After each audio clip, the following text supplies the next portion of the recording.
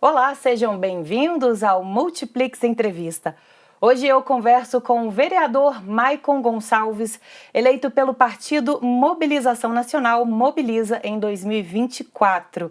Nascido em Nova Friburgo e eleito com 1.160 votos, o vereador, que já disputou o cargo por 3 vezes, hoje faz um balanço do seu primeiro ano na cadeira do Legislativo. Vereador Maicon Gonçalves, muito obrigada pela participação aqui nos estúdios, da Multiplix mais uma vez. Natália Morim, eu que agradeço o carinho. Depois de um ano, a gente esteve aqui falando um pouquinho de qual seria a minha expectativa com o mandato. E a gente trabalhou bastante, trabalhou muito. O SAPL é um sistema de apoio legislativo para todo mundo pesquisar. Tem lá, a gente tem se debruçado por diversos temas. O vereador, ele tem que transitar em várias pautas. Isso é cansativo, mas para quem quer trabalhar. Tem alguns que se identificam com uma pauta e permanece nela e não quer avançar, mas eu faço questão de me dedicar a cada pauta e aprender um pouquinho mais sobre a nossa cidade em cada setor. Vereador, essa é a segunda vez que recebemos a sua presença no estúdio da Multiplix. Na primeira ocasião, como candidato eleito, mas ainda não empossado. Dessa vez, com pouco mais de um ano como parlamentar. Sendo assim, gostaria de começar perguntando sobre esse primeiro ano de mandato. Quais mudanças você percebe em sua atuação como vereador e quais lições considera mais importantes nesse início? A prática é totalmente desafiadora.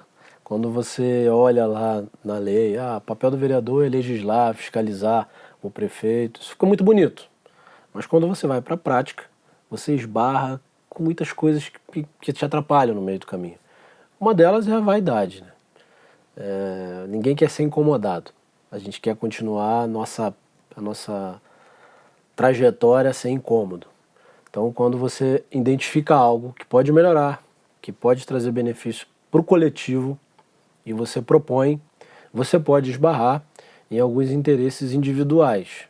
E essa vaidade pode começar a atrapalhar. Então, hoje, o parlamento, ele não anda muito, não anda acelerado, porque tem essas vaidades, infelizmente. Aí eu achei que seria um pouco mais fácil. Porque quando você pega o regimento interno da casa, você acha que protocolando um projeto, a CCJ tem um prazo de 12 dias úteis para poder te dar o parecer. Logo após, vai para uma comissão específica, e aí essa comissão também tem um prazo.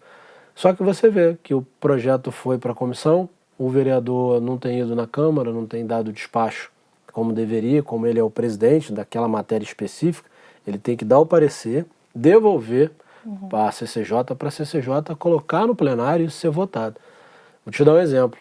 Quinta-feira vai um projeto de votação, que é a regulamentação do serviço por aplicativo, que foi regulamentada no Brasil em 2018, e aqui nós não temos uma lei suplementar à lei federal que torna a nossa realidade. A lei federal já estabelece ali o esqueleto, Só que existem aquelas particularidades de cada município e a gente precisa suplementar. Isso não foi feito em 2020 de uma maneira muito irregular, vários pontos de inconstitucionalidade, e aí eu peguei a lei, estudei, me dediquei, protocolei. Olha, desde 2025 ela vem se arrastando para a gente poder levar a plenário. E você tem que ser o chato, você tem que ir lá, vereador, poxa, tem aquele... Não, pode deixar. Semana que vem eu dou o parecer. Aí você vai lá no sistema, olha, não tem o parecer.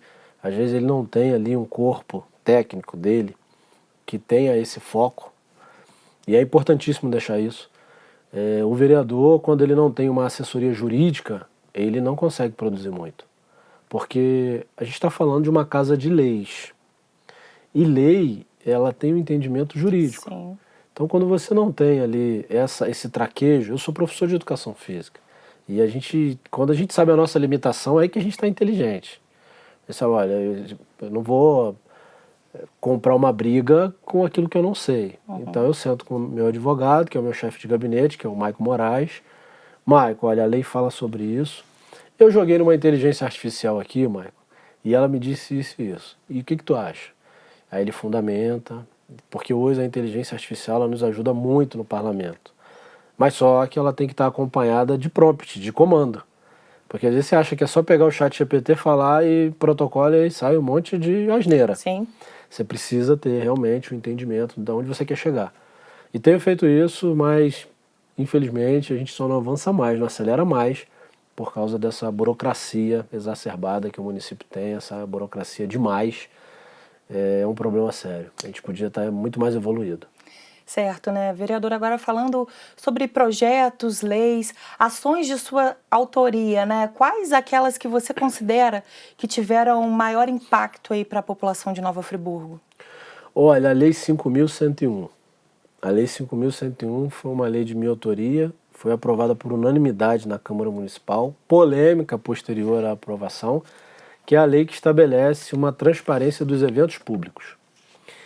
O que é isso? O prefeito faz lá um evento público, carnaval, Natal, seja o que for, e a gente não sabe quanto que ele gastou. Se teve regalia, se realmente o preço foi justo.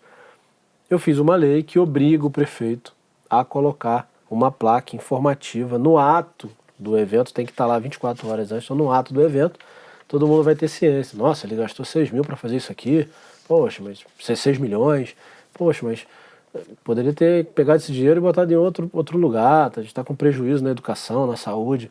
Então essa transparência, ela foi muito bem vista pela Câmara. E quando eu coloquei uma lei no plenário, o que nós estamos fazendo? Propondo uma lei numa casa de vereadores, de legisladores, são 21 vereadores. Eu sou um que tive uma ideia de transparência e coloquei no plenário. O que seria mais importante de cada um ali? Todo mundo ler, se dedicar e falar, vereador, a gente pode colocar uma emenda aqui, a gente pode fazer um ajuste fino aqui, porque vai trazer esse benefício lá na ponta.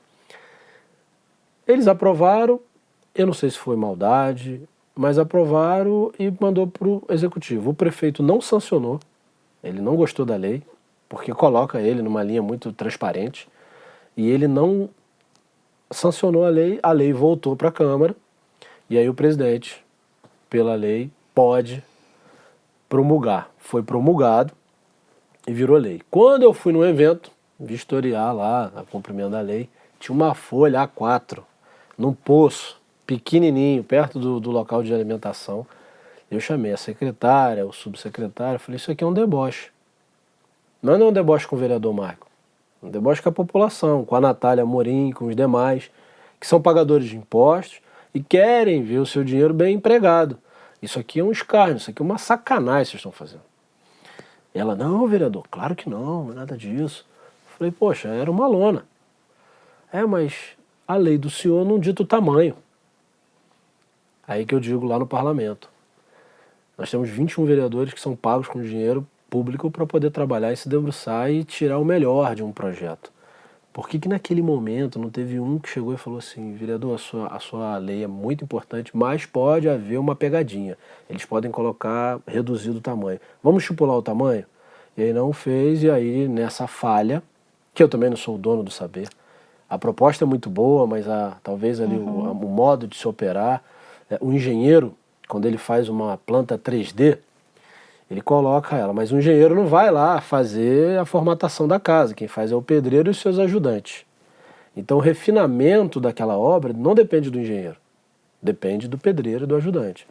Eu coloquei a obra, eu coloquei o projeto 3D, e eu precisava do parlamento refinando, e não houve. E aí eu dei um puxão de orelha lá em todos, falei, isso foi uma falha coletiva, foi falha nossa. E aí eu coloquei uma emenda, está novamente agarrada lá nas comissões e não avança de maneira nenhuma. E agora a emenda diz que tem que ter proporcional ao tamanho do evento. Então se o evento foi de 6 milhões, tem que ter tantos metros. Se o evento foi planejado para 200 pessoas, tem que ter X tamanho. Então a gente consegue avançar bastante nessa transparência. Essa foi uma delas, foi bem marcante para mim e para todos aí que seguem o nosso trabalho. Você foi eleito para as comissões de Mobilidade, Ordem Urbana e Paz Social e também Direitos da Criança, do Adolescente e da Juventude neste ano. No ano passado, a escolha das comissões foi conflituosa e precisou ser judicializada. Como foi o processo dessa vez? Esse ano foi bem harmônico, de ambos os lados. Do outro lado, eles não querem ceder.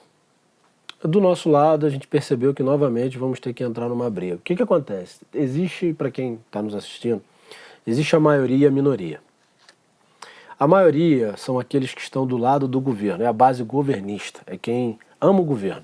Mesmo ele atropelando as coisas e fazendo um monte de coisas erradas, estão ali para apoiá-lo.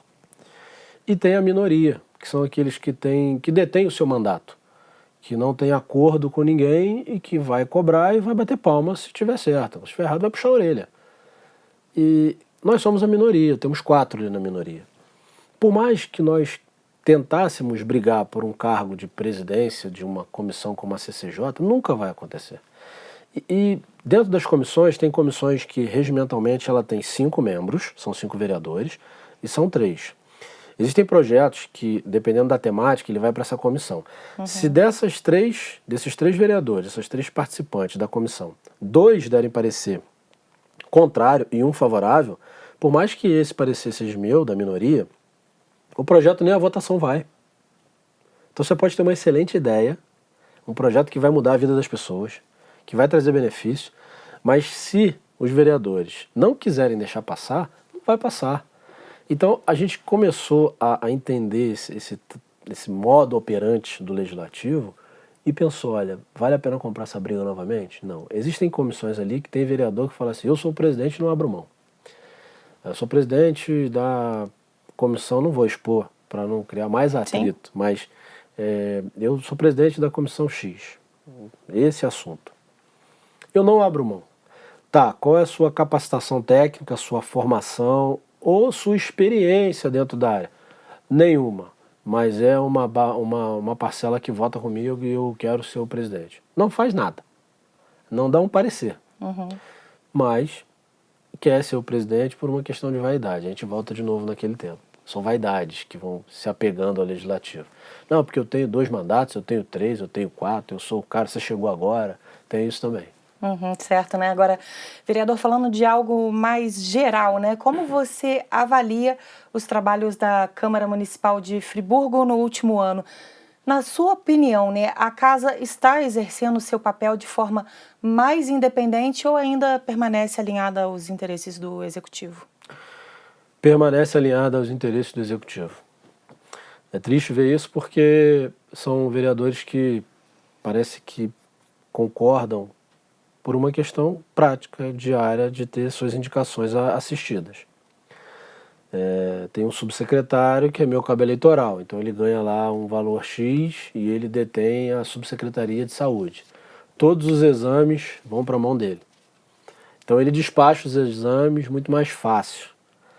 E aí eu boto esse cara lá, quando o prefeito pede para mim votar um tema que é polêmico, antipopular, eu tenho que votar, porque senão a Natália é minha nomeada. Então se eu votar contrário ao prefeito, ele vai mandar embora a Natália. A Natália vai vir para cima de mim apoiada, porque ela tem as suas contas, é provedora do seu lar, e aí? Então isso acontece muito. O parlamento ainda é muito apegado às questões executivas. A gente começou a fazer um movimento com o Renato Bravo, onde ele assinou um TAC com o Ministério Público. Eram 1.200 cargos, ele reduziu acho que para 600. Hoje nós estamos chegando em 1.000 de novo. Então, assim, quando dizia lá atrás do Renato, acabou a mamata, não acabou. Porque você que tem essa ideia de política, de negociação, e é uma arte de negociar, né, a política, você acaba se comprometendo. E eu voto com a minha coerência. Mas hoje ainda, respondendo de forma resumida, ainda o parlamento em sua maioria, governista e vota com o governo, independente de estar fazendo bem ou mal, infelizmente. Certo. Vereador, o que você acredita que precisa ser feito para que a população tenha aí uma Câmara mais ativa no sentido de pautar, debater e defender os interesses coletivos? Olha, boa pergunta. Eu vou dar um spoiler aqui. Eu não soltei esse projeto ainda. Essa semana eu vou falar sobre ele. Formação. A gente precisa formar lideranças que pensem fora da caixinha. Nós temos hoje 8 distritos, lugares que não são distritos, mas que tem um grande número de pessoas, São Geraldo, Conselheiro, Terra Nova, que está anexada a Conselheiro, né, é do distrito, mas está um pouquinho ali já adensado, né? Então você tem que ter um representante daquele público para te trazer uma ideia. Nós temos Olaria, que não é distrito. Então, pensando nisso, eu formatei um projeto, vou startar ele agora, estou startando aqui no programa, que é o FL 360, Friburgo Líder 360. É um programa de formação, onde a gente vai ter encontros online com 21 lideranças. Essas lideranças vão receber professores que vão falar sobre temas como a nossa Constituição, que é a lei orgânica do município, o Manual do Vereador, que é o regimento interno, relações institucionais, como cada instituição se comporta, por que é importante o poder público olhar para cada instituição, a PAI, a FAP, a DINF, como a relação com o deputado estadual, com o deputado federal pode trazer, e senador, pode trazer benefícios para o município através de recurso de emenda impositiva. Então hoje a gente vai startar esse projeto para formar liderança. Só assim a gente vai conseguir mudar o parlamento, formando lideranças. Certo, né, vereador? No final de 2025, a Câmara Municipal aprovou um orçamento de mais de 1.158 bilhão de reais para a Prefeitura em 2026. Como você avalia a situação financeira do município, considerando que o executivo, vem renegociando dívidas, atrasando pagamentos, inclusive de verbas rescisórias, e também firmando contratos milionários de longo prazo, entre tantas outras questões? A maior arrecadação da história. O prefeito está tendo o privilégio de ter a maior arrecadação da história e está tendo o desprazer de tornar aquilo que era simples, que era entregue de maneira diária, se tornar algo extraordinário. Hoje, quando faz uma capina de uma rua ou tira um entulho, aparece um agente político da prefeitura fazendo vídeo como se a gente tivesse que agradecer ele. Isso era entregue de maneira muito simples, direta, sem muito precisar de muita tecnologia. Hoje se faz um contrato de 1 bilhão e 600 milhões para capina, retirada de entulho, limpeza, o lixo. Agora estão se fazendo uma licitação de 137 milhões para iluminação pública, 1 milhão por mês. Maico, tem esse recurso? Tem. Nós arrecadamos 23 milhões por ano com taxa de iluminação pública. Metade está indo para uma empresa para fazer essa gestão. Ela vai fazer, vai entregar? O cemitério. O cemitério arrecadava 480 mil ano. Agora criaram o IPTU da morte. Você tem que pagar lá sobre os jazigos um valor. Está se criando uma carga tributária muito grande. Muito grande. Por isso que o município está arrecadando bastante. O prejuízo está sendo na máquina pública onde? O limite prudencial da folha de pagamento do município pelo Tribunal de Contas é 48%. O município está chegando em 55%. Ou seja, muita gente nomeada com alto salário. Isso vai faltar em algum lugar. Não tem mágica. Se você abre 2, 3 secretarias, nós temos 25 secretarias, na reforma administrativa criou-se secretaria que não tem função. A Secretaria da Mulher não tem função. É uma secretaria que metade do recurso que está lá é para pagamento de folha. Você tem 1 milhão de reais lá, quase 1 milhão. E aí metade é para pagamento de folha. O restante é para pagar o administrativo, para um programa de panfletagem. Então a gente hoje não consegue enxergar uma política pública que realmente pegue esse recurso e entregue em serviço. Está arrecadando muito, comprometendo muito a folha e a recorrência de pagamento então está ficando muito grande. Nós temos 13 anos de iluminação pública, 30 anos de lixo e capina, aí vem também outra que é o médico, está se terceirizando tudo. A Secretaria de Serviço Público é uma secretaria que pode fechar. Nós tivemos a prestação de contas agora na semana passada. Nós temos em Friburgo 3 agentes fiscais da vigilância. Um está de férias, um ficou doente, só ficam na rua. 10% dos estabelecimentos de Friburgo estão com as suas licenças certas. O restante está tudo invalidado. 90%. Está mexendo na arrecadação do município. E aí, a fiscal, ela tem uma paixão exacerbada por um agente político. Ela disse, mas a gente não pode questionar muito. Eu falei, olha, deixa eu te dar um exemplo. Eu vou te dar um machado cego e vou pedir para você cortar uma árvore. Olha que bacana, ele me deu um machado, não pediu para me cortar a árvore empurrando. Você demora 3 horas. Se eu te der um machado e um amolador de machado, você corta em 30 minutos. Quando eu não te dou o amolador, eu estou prejudicando o seu trabalho. Você está achando que eu estou te ajudando, eu não estou te ajudando. Eu estou fazendo você suar e dar muita energia em troca de pouco. Hoje o que acontece no município é isso. Várias secretarias estão se doando muito, gastando muita energia, porque não tem um WhatsApp, porque não tem comunicação. Coisa simples, comunicação. Então precisa sim ter essa sensibilidade para poder realmente aportar o recurso e devolver isso da maneira que a gente precisa, que é com serviço. Certo, vereador. Agora nós vamos para um rápido intervalo e no próximo bloco falamos sobre emendas impositivas, prestação de contas da saúde, fiscalização do Natal e muito mais. É já já, não saia daí.